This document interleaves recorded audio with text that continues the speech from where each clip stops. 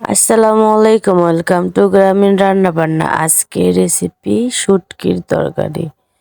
তো দেখুন তরকারিটা কতটা সুন্দর হয়েছে। আপনারা চাইলে এভাবে একবার বানিয়ে খেতে পারেন। চলুন এখন আমরা মূল রেসিপিতে যাই। এখানে আমি একটা কড়াই বসিয়ে দিয়েছি, আর কড়াইতে এখন আমি কয়েক অনেকগুলা শুকনা শুটকি নিয়ে নিয়েছি। এখানে আমাদের এদিকে হেওয়া শুটকি বলে। এই শুটকিগুলোকে এখন আমি সুন্দর করে বেজে নেব। যখন এভাবে বেজে নেওয়া হয়ে গেছে আমি শুটকিগুলো উঠিয়ে নেব। এখন আমি আবার এই তেলের মধ্যে পেঁয়াজ কুচি দিয়ে দেব।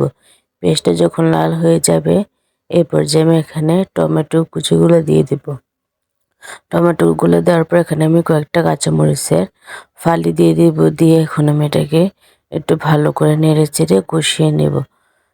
এই তেলটার মধ্যেই আমি সুন্দর করে কষিয়ে নেব এবং টমেটোটা এই তেলের মধ্যে আমি কষানোর মাধ্যমে গলিয়ে নেব।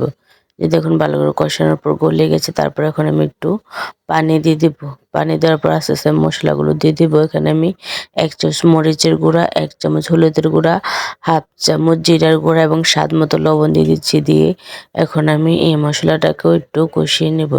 এই যে দেখুন মশলাটা কষানো হয়ে গেছে, কতটা আঠালো হয়ে গেছে। আর উপর দিয়ে দেখুন তেলটা ছেড়ে ছেড়ে দিয়েছে।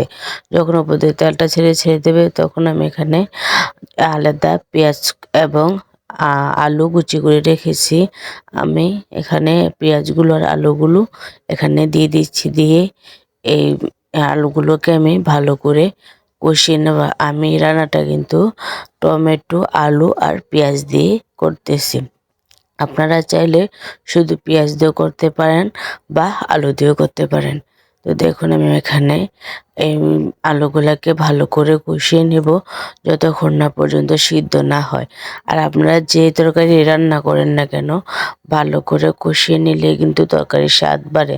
তো শুটকিগুলো যেহেতু অনেকটাই শক্ত শক্ত, তার জন্য আমি কষানোর ভিতরেই আমি শুটকিগুলা দিয়ে দিচ্ছি। শুটকিগুলা দিয়েও আমি প্রায় এখানে আরও 10 মিনিটের মতো কষিয়ে নেব।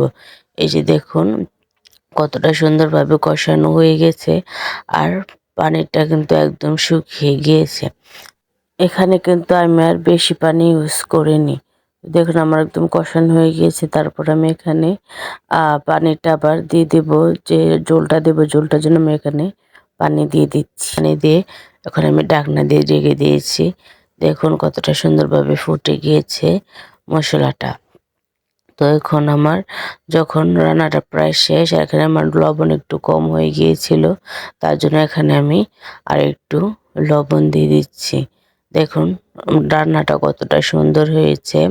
ঘরে মাছ মাংস না থাকলেও এরকম আপনার লোভনীয় শুটকির তরকারি রান্না করতে পারেন।